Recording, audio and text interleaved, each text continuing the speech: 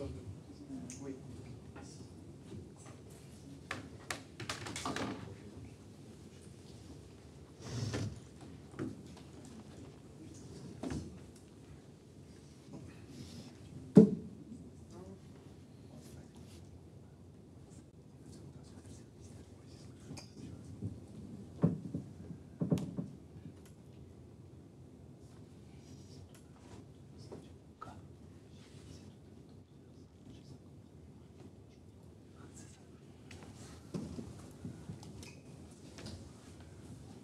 Donc bonjour à tous. Ma présentation va compléter, je pense, sous un nouvel angle, les précédents sujets qu'on a vus cet après-midi.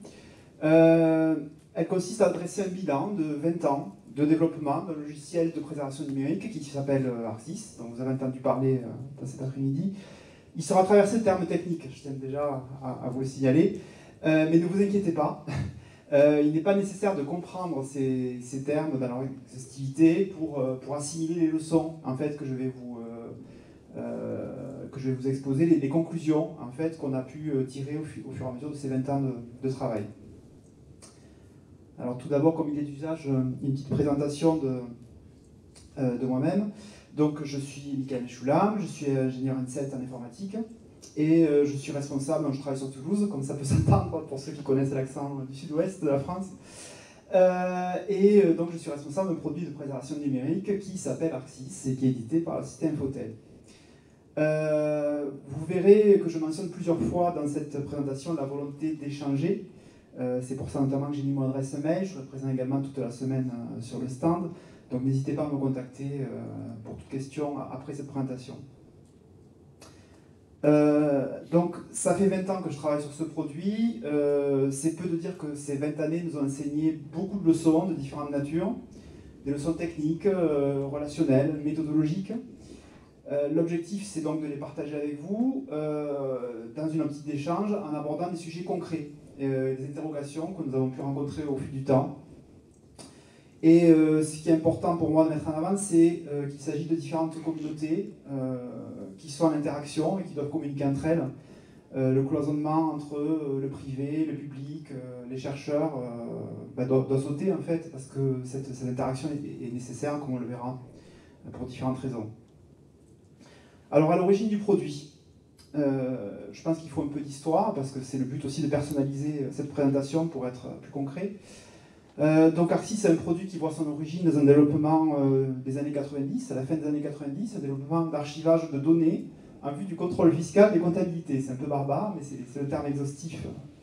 Et c'était pour des produits ZOS. Et donc en 2004, il y avait plusieurs prospects qui avaient des besoins communs de préservation numérique. Et donc on s'est dit, on va transformer ce développement en nouveau produit, en collaboration avec un fabricant de matériel qui s'appelait StorageTech. Alors, notre cible, elle était à la fois l'archivage réglementaire, donc avec des documents comme des factures, des données comptables, des contrats, mais aussi, dès le début, c'était l'archivage patrimonial.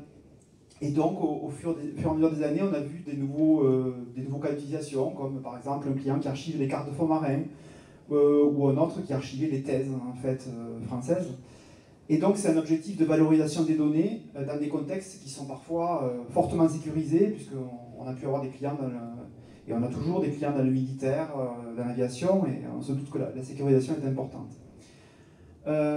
Donc au niveau des documents, hein, on l'a vu ici, factures, données comptables, contrats, mais aussi relevés de prestations sociales, on a pu l'apercevoir tout à l'heure avec la prestation très intéressante d'Arnaud. Et des thèses, des cartes de fonds marins, comme je l'ai indiqué, des dumps de base de données également chez certains clients. Et donc, au fur et à mesure des années, on est devenu une gamme complète de modules, en fait, construite autour d'un cœur.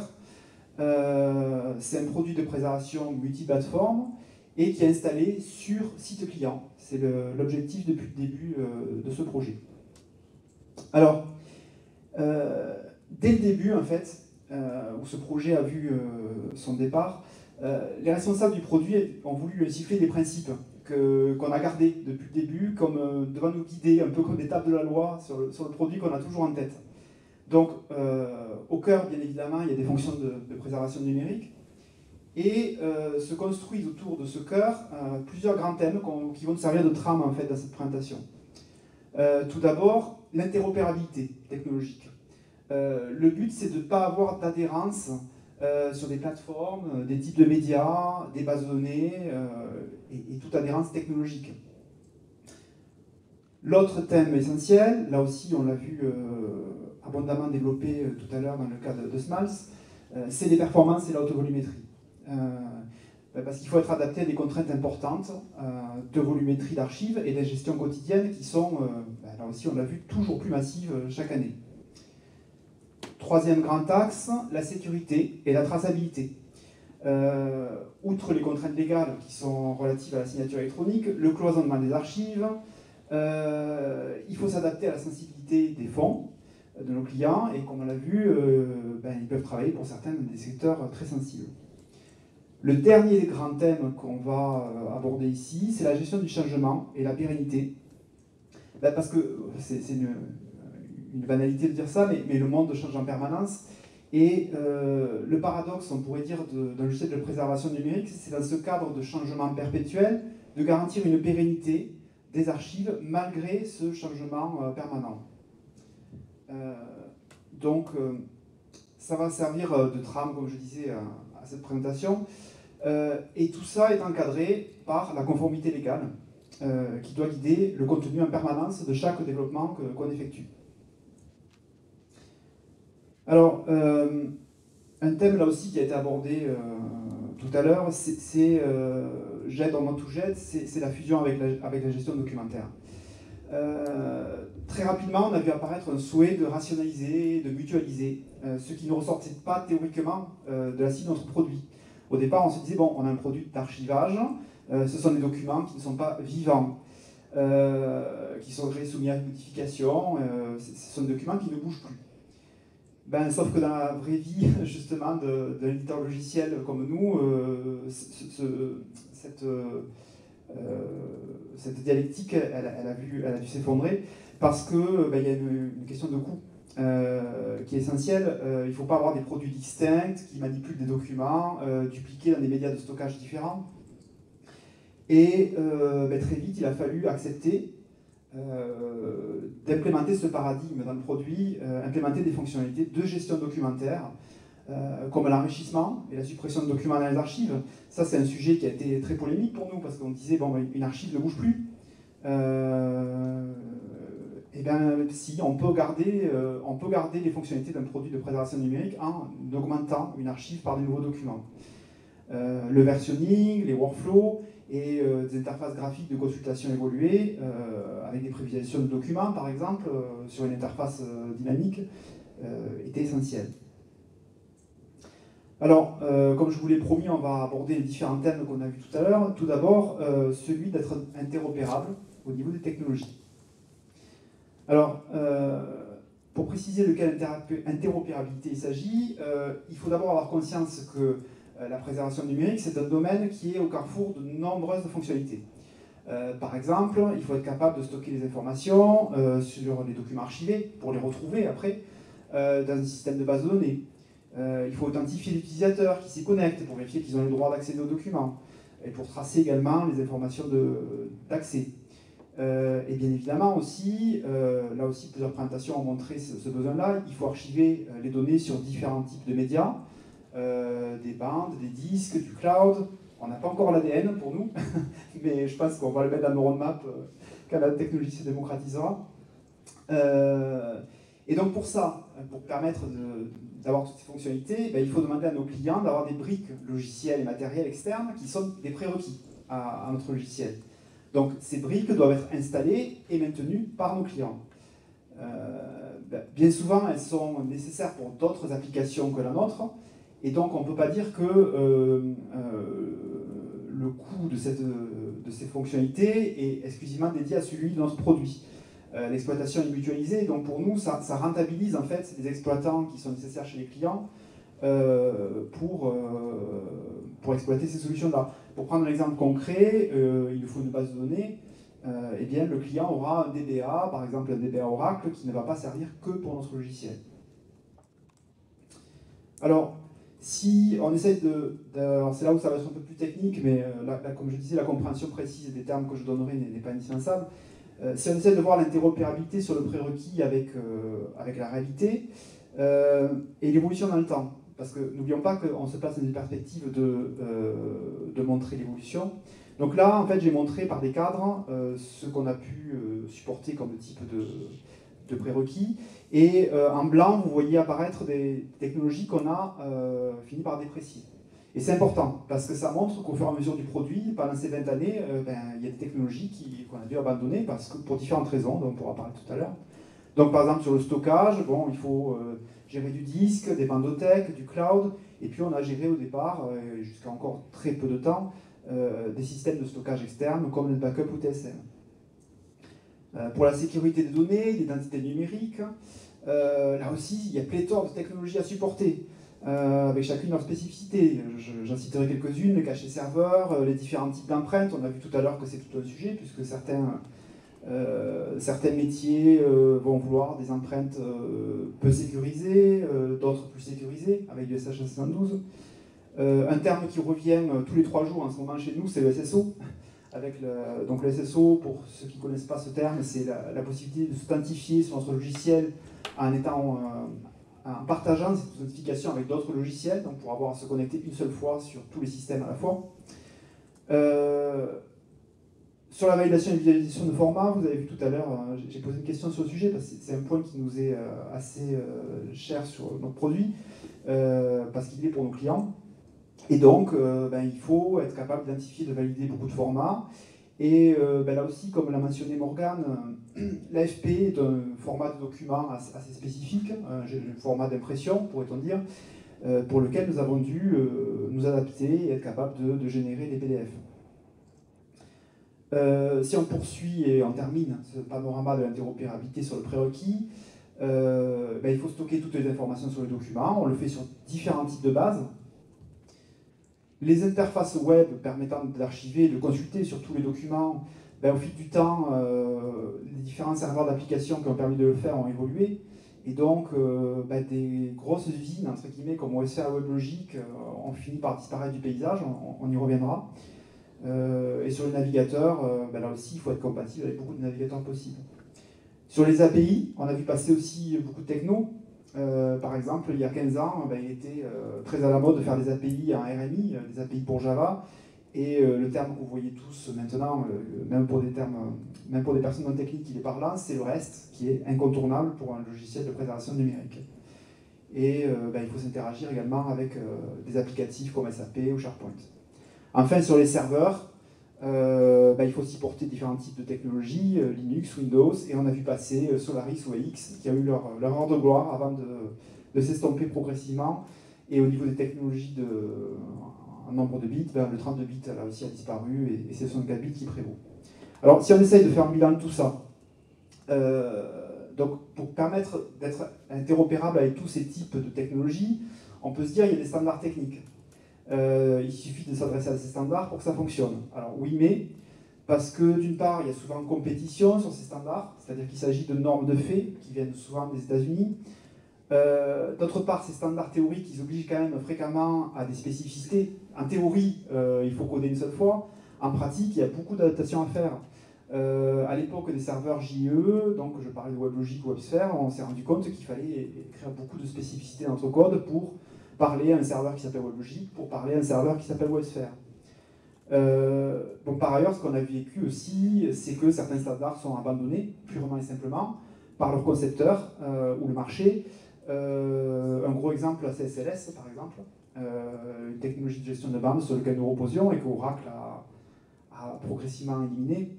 XAM aussi nous avait donné beaucoup d'espoir, un standard d'interopérabilité matérielle qui a fait flop et qui n'a pas du tout eu le succès qu'on escomptait. Donc, supporter toutes ces technologies, en fait, ça nécessite une expertise à tous les niveaux. Une expertise au niveau développement, au niveau qualification, pour les gens qui testent ces technos, en consultance, et aussi chez les exploitants de nos clients. Et on a pu constater que ce n'est pas toujours le cas. Parce que il faut effectivement qu'il y ait beaucoup de gens maîtrise totalement ces technos, et c'est pas toujours quelque chose qui est possible. Donc avoir ces technologies en interne pour les qualifier, ça peut représenter un défi de taille. Alors surtout que parfois le licensing, c'est pas très français, le modèle de licence en fait des éditeurs n'est pas forcément très avantageux sur les environnements de développement. On a pu se rendre compte, par exemple, pour ne pas les citer, sur le cas d'Oracle, qui fait payer, par exemple, si on veut mettre un dump client chez nous. Voilà, donc voilà, le licensing n'est pas toujours favorable au développement. Alors, un dernier mot, la virtualisation, les images Docker, etc. Oui, c'est vrai, ça peut nous aider, mais ce n'est pas non plus le remède universel. Bon, je ne m'étendrai pas longuement sur le sujet, ça serait trop long. Donc, si on résume les leçons sur ce chapitre d'interopérabilité, ce qu'on peut retenir, c'est que les briques qui sont lourdes, qui sont propriétaires, qui sont coûteuses en licence ou à maintenir, elles ont souvent fini par disparaître.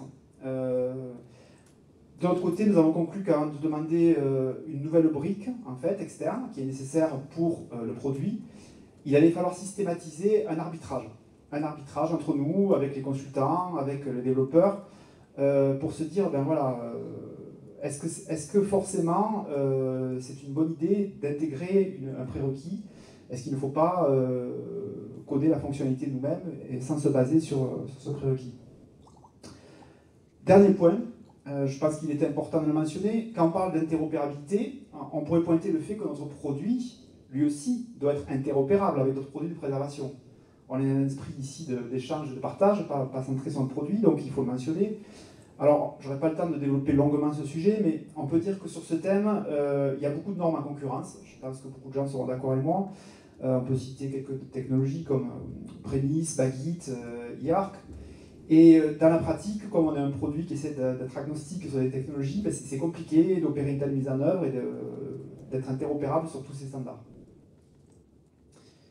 Alors, on va aborder maintenant le deuxième thème, qui est le thème des performances et des hautes volumétries, et d'affronter la réalité de nos clients. Alors, là, dans certains des chiffres que vous allez voir, vous allez retrouver peut-être les chiffres, si vous avez été attentif, que nous a montré Arnaud tout à l'heure chez Smals. Alors, il y a des attentes fortes, évidemment, d'archivage de données, avec des injections quotidiennes qui sont très importantes, donc des dizaines de téras, mais aussi des performances qui sont demandées sur les consultations. Et donc là, on revient sur le thème que j'ai abordé tout à l'heure, certes, le logiciel de préservation, d'archivage, mais aussi des besoins de consultation très importants.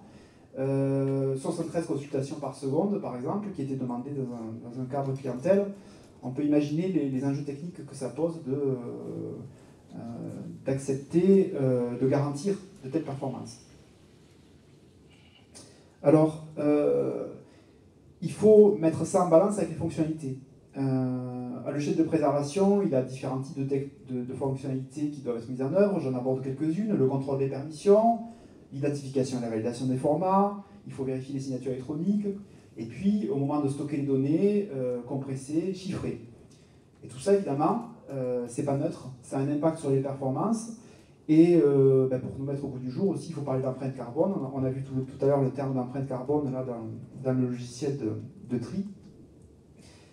Et donc, quand on utilise des briques logicielles externes, comme Druid ou Jove, d'identification de validation de format, on est dépendant des implémentations de ces briques. C'est intéressant tout à l'heure, parce que dans la présentation faite chez Smals, on parlait de problèmes de performance sur les fichiers zip. Ça nous a beaucoup intéressé, et justement, on a ouvert un ticket sur le projet Druid, parce qu'on s'est rendu compte, en creusant dans le détail l'identification des formats zip, qu'il y avait un souci. Et donc c'est là qu'on voit, ce que je trouve intéressant de souligner, l'interaction nécessaire entre nous et des contributeurs de solutions open source. Sur un logiciel tel que le nôtre, d'autres aspects moins évidents peuvent avoir un impact sur les performances. Par exemple, sur notre produit, le découpage des archives peut se faire en une archive égale un document, mais aussi on peut faire le choix d'avoir n documents par archive. Et alors, en fonction de ce choix de granularité, on va privilégier les performances d'archivage ou de consultation, le nombre de jetons d'eurodatage aussi, alors parce que quand on archive, on positionne en fait des des dates qui permettent de garantir que l'archive a bien été faite à une certaine heure. Et ça, en général, on a recours à un tiers horodateur qui a un coût, rien n'est gratuit dans la société. Et suivant qu'on positionne le nombre de jetons, enfin qu'on positionne le fait de demander des jetons d'horodatage au niveau des archives ou au niveau des documents, ben, le coût ne va pas du tout être le même. L'espace de stockage aussi va pouvoir varier suivant qu'on regroupe plein de documents dans une même archive ou pas. Et donc, bon, je ne vais pas détailler mon tableau là, mais on peut s'imaginer qu'effectivement, il y a des choix à faire. On ne peut pas avoir tout. Et ben, il y a des compromis en fait, à essayer de trouver pour avoir des performances qui conviennent aux clients ben, qui ont chacun leur choix en fait. Quand on cherche à optimiser les performances chez nos clients, ben, c'est un peu une palissade de dire que c'est une approche qui est forcément multifactorielle. Donc on a vu, elle est fonctionnelle, elle est au niveau de l'infrastructure des systèmes, elle est au niveau des bases de données. Combien de fois on a eu des problématiques d'index sur les bases de données qui n'étaient pas forcément optimaux et au fil des années, là aussi pour revenir sur l'historique, ben, on a développé une expertise sur, enfin on essaye de développer une expertise sur le choix des index qu'on positionne sur nos bases. Le partitionnement va par exemple jouer un rôle aussi, le réseau, les médias. Et donc il faut acquérir beaucoup de compétences. Ce qui s'est affirmé depuis quelques années, c'est une approche qui est plus modulaire. La notion de cluster qui permet de répartir la charge devient indispensable. Et donc, ben on peut résumer ça par cette caricature qui montre ben voilà, un système monolithique lourd. C'est plus du tout une bonne idée, il faut avoir plutôt, et là aussi on l'a vu, je pense que ça apparaissait dans la présentation de mon prédécesseur, il vaut mieux avoir plusieurs systèmes légers et flexibles qu'un gros système. Alors, le thème de la sécurité est aussi essentiel. Donc, la signature électronique doit être mentionnée quand on parle de préservation numérique. Le problème, c'est que quand on dit signature électronique, c'est un terme générique qui couvre en réalité de très nombreux sujets. Donc, on peut citer par exemple ici la notion de cachet serveur, qui sont des signatures apposées automatiquement par notre produit, l'horodatage, je l'ai mentionné tout à l'heure. Et donc, moi, ce que je pense qu'il faut, ce sur quoi il faut insister, à mon avis, c'est des choses que j'ai retenues, c'est que ben, très tôt, on s'est rendu compte que dans l'archivage, c'est la vérification de la signature qui est importante. Parce que ce qui est important de contrôler, c'est ce qui rentre dans le système, que ce qui rentre dans le produit est conforme, par exemple, au même titre que les formats. Et ce qu'on a pu rapidement constater, c'est le manque de retour d'expérience ou de besoins affirmés, beaucoup d'incompréhension. Et pour cause, puisque la normalisation en fait est très lente, elle est encore en progression. On peut citer bien sûr EIDAS qui apparaît en 2014 et dont on parlait énormément ces temps-ci, puisque la V2 commence à s'imposer réellement en Europe. Il y a un framework Java aussi qui s'appelle DSS, qui est essentiel dans le domaine de la signature électronique, qui est européen si je ne m'abuse, et puis sur lequel nous comptons justement pour permettre de la vérification de signature.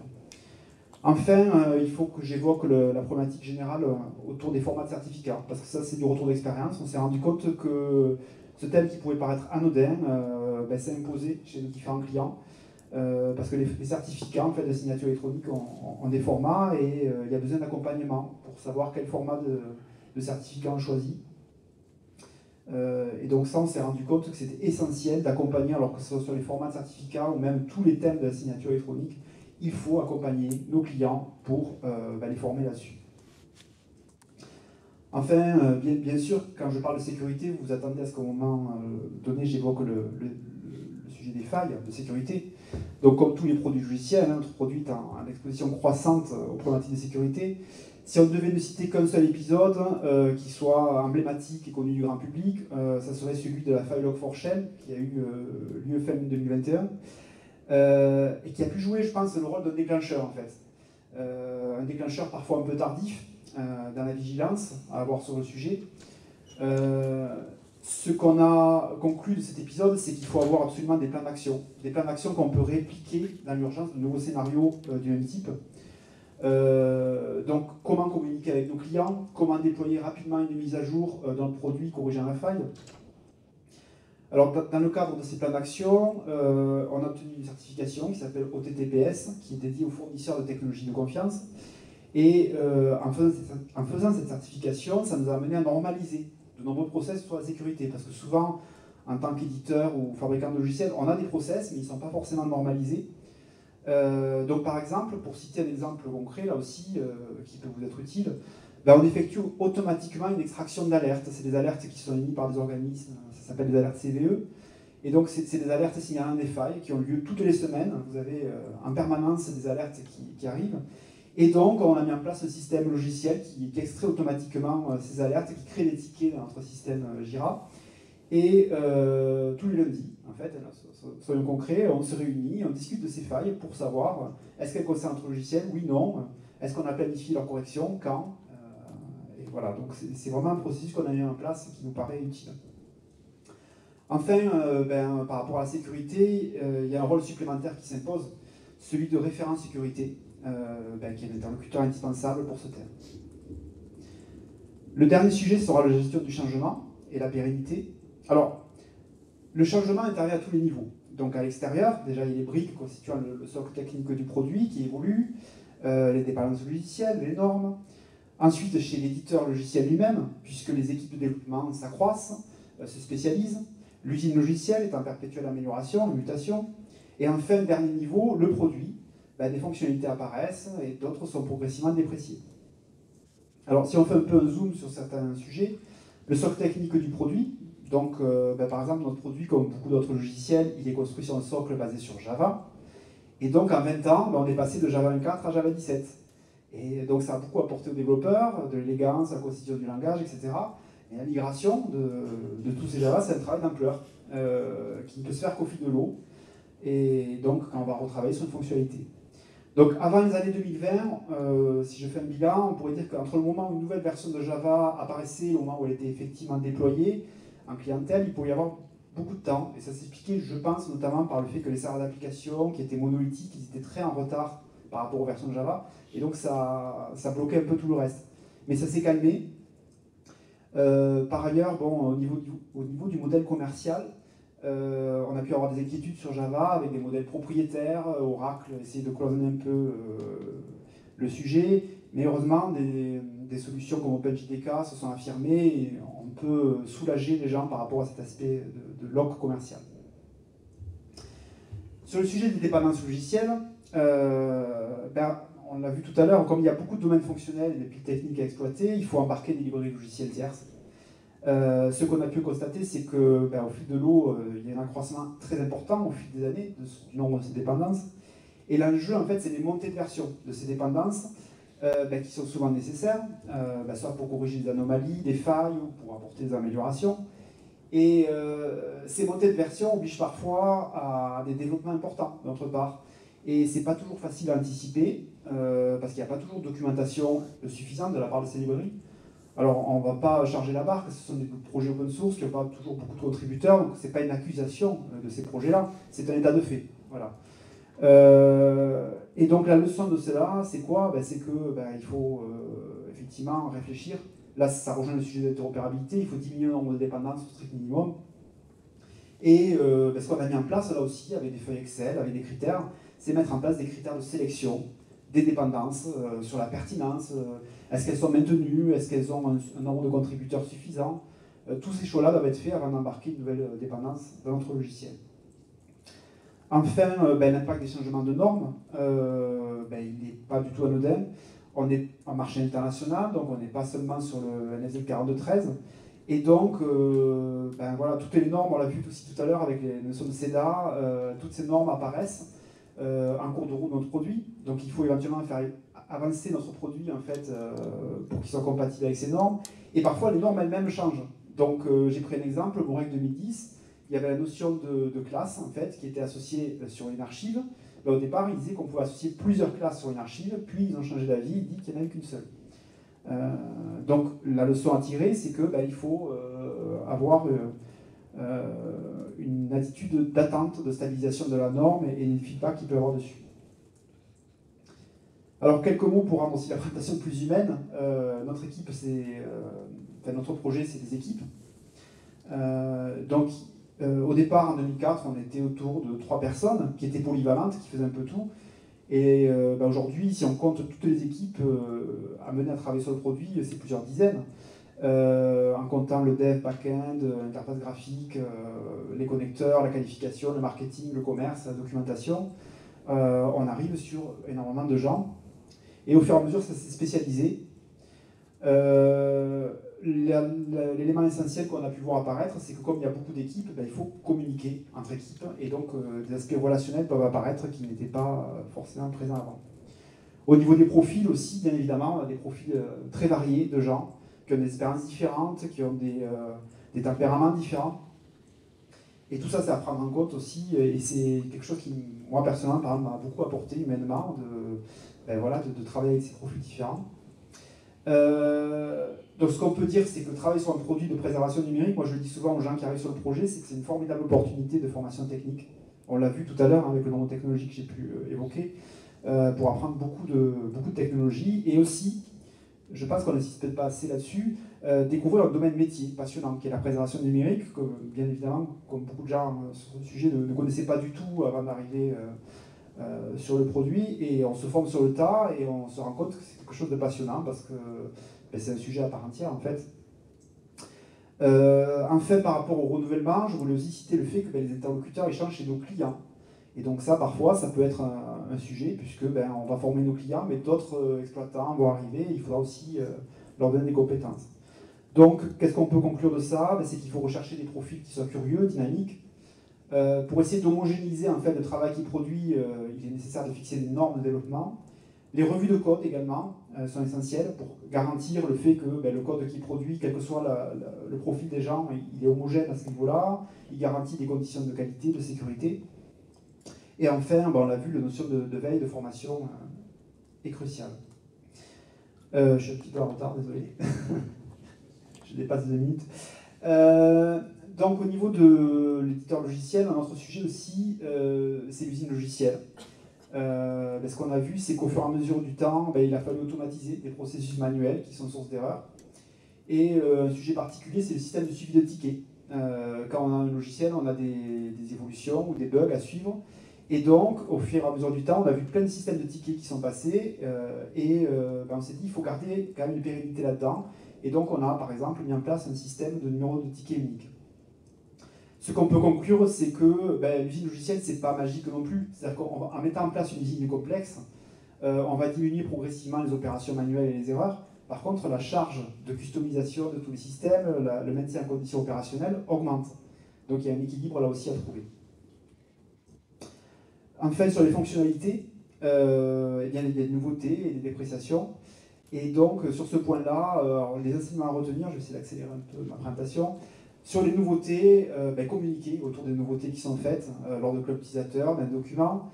Quant aux dépréciations, là aussi, il ne faut pas abandonner une technologie brutalement. Il faut en informer l'utilisateur, expliquer pourquoi on le fait. Il y a différentes raisons techniques, de sécurité, etc. Et puis faire ça progressivement, laisser le temps à notre client de glisser lentement d'une fonctionnalité vers une autre. Et pour terminer, la pérennité malgré le changement, qu'est-ce que c'est la pérennité d'un logiciel? C'est en fait, elle permet de garantir au client qu'il restera autonome, même en cas de défaillance de l'entreprise. Donc ça, on essaie de le faire à différents niveaux.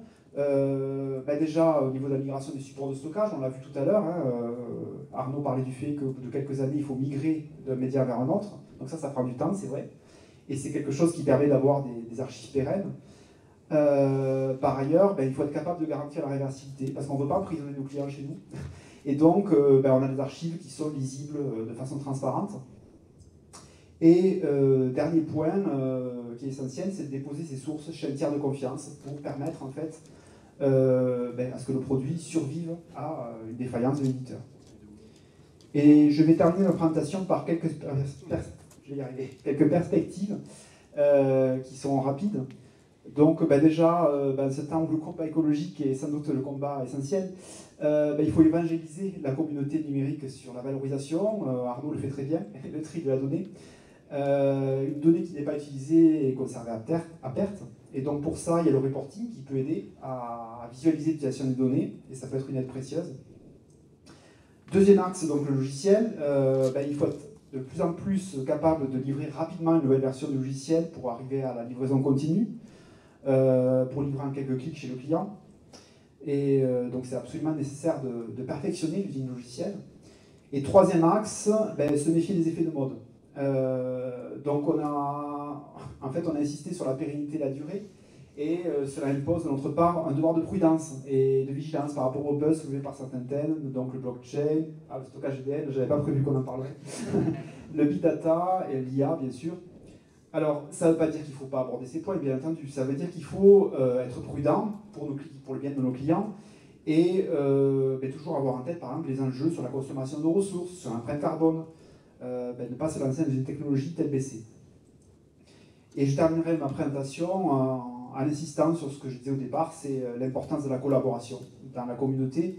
Aucun système de préservation numérique ne peut fonctionner en fait en parfaite isolation. Donc au sein de nos entreprises respectives, on favorise souvent la communication entre nos clients. On a vu tout à l'heure, je pense que Vitam a des clubs utilisateurs par exemple, nous en avons aussi 2 fois par an. Mais ça ne suffit pas. C'est pour ça qu'on est là.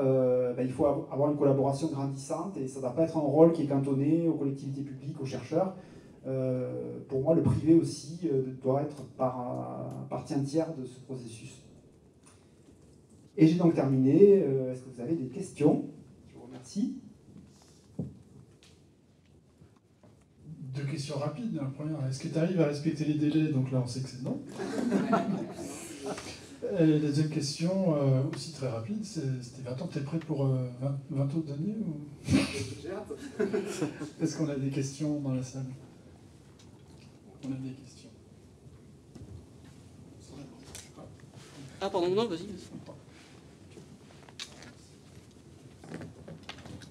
Bonjour. Une petite question rapide sur la lutte contre la cybercriminalité. Parce que nous, on utilise la solution Arxis sur 2 data centres à Luxembourg.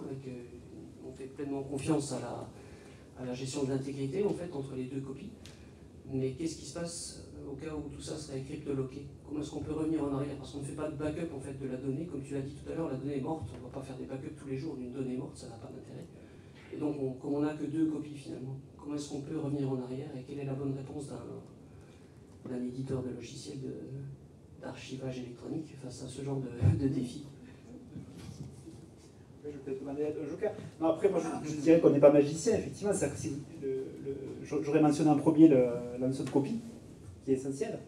Après, vous évoquez le fait que donc, toutes les copies seraient atteintes par l'attaque. Oui, potentiellement, oui, forcément. Alors, mon cas, est-ce que tu as une suggestion? Donc là c'est au niveau de l'architecture et au niveau des équipes. Donc, dans la pratique, vous avez 2 stockages différents qui sont distincts, qui doivent être distincts. Et si vous mettez déjà des équipes différentes avec des permissions différentes, des accès différents, ça vous permet de rajouter un niveau de segmentation. Ça, c'est le premier niveau. Deuxième niveau, c'est l'aspect technologique. Et là, on peut envisager des types de médias qui sont différents et qui vont du coup handicaper cette réplication. Souvent, après, quand ça vient sur le nombre, sur le volume, on va se focaliser sur la bande qui va être très pratique. Et la bande, elle est on peut facilement la mettre offline, ou alors on va pouvoir limiter l'accès qui va pouvoir être donné à ce média. De la même façon qu'on a d'autres types de stockage qui peut être utilisé, qui peut un peu remédier à ça. Mais il n'y a pas de solution miracle, c'est plus effectivement sur la partie segmentation des accès qu'on va pouvoir essayer de ralentir les actions qui vont être effectuées et de détecter pour limiter l'accès. On a du boulot.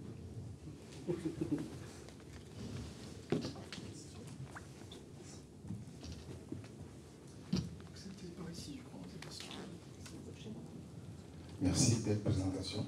J'aimerais savoir si, après cette présentation, il est possible d'élaborer un peu plus sur les effets induits de l'interopérabilité. Bien sûr, oui, tout à fait. Oui, justement, par rapport à un environnement peut-être qui n'est pas pareil que tout les participants présentement là, parce que je vous fournis certaines informations spécifiques pour un environnement. Est-ce possible d'élaborer un peu Avec plus? plaisir, oui, oui, tout à fait. Ok. Bien sûr. Merci.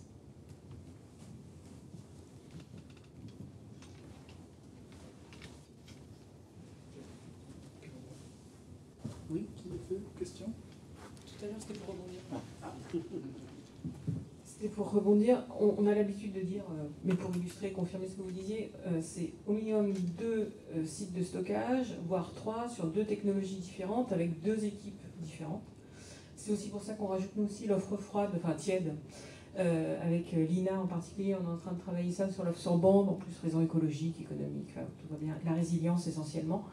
Et puis ce qu'on a l'habitude de dire, c'est que la reconstruction elle peut se faire aussi avec les métadonnées.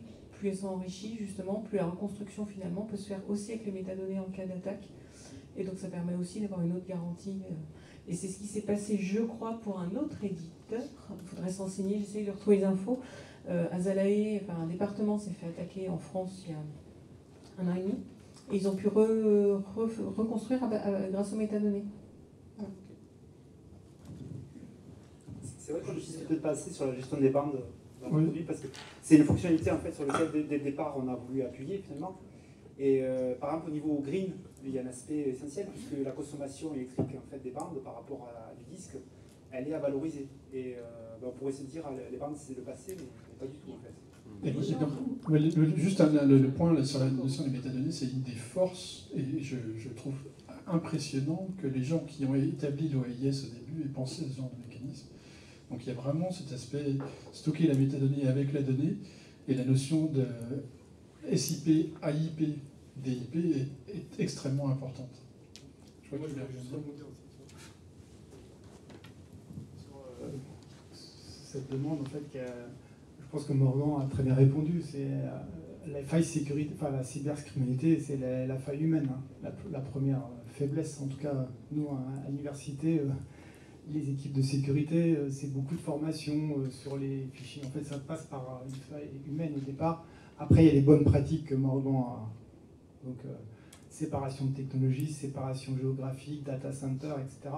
Je voulais juste rajouter peut-être une autre approche, mais j'ai vu tout à l'heure, il y avait TIB. Il y a une approche aussi un peu ancienne, mais qui est l'approche LOX. Je ne sais pas si vous connaissez. LOX, c'est d'avoir au moins 7 copies. Et en fait, elles s'auto-corrigent entre elles, en fait. Et ça, c'était voilà, c'est un réseau. Je crois qu'il y a des conférences, enfin, il y a des sujets là-dessus. Donc nous, on fait partie d'un réseau LOX pour préserver les... donc je ne vais pas parler de ça parce que c'est un peu ancien, mais c'est plutôt lié à LOX, c'est pas proprement dit. C'est-à-dire qu'en fait, nous, on archive les thèses de nos étudiants. Donc c'est notre propriété intellectuelle et on fait une copie dans un réseau LOX qui sont des dark archives. Et c'est sauvegardé dans cette institution et sur les 3 continents. Mais c'est des données froides. Hein. Donc, Ah oui, forcément. Est-ce qu'il y avait d'autres questions ?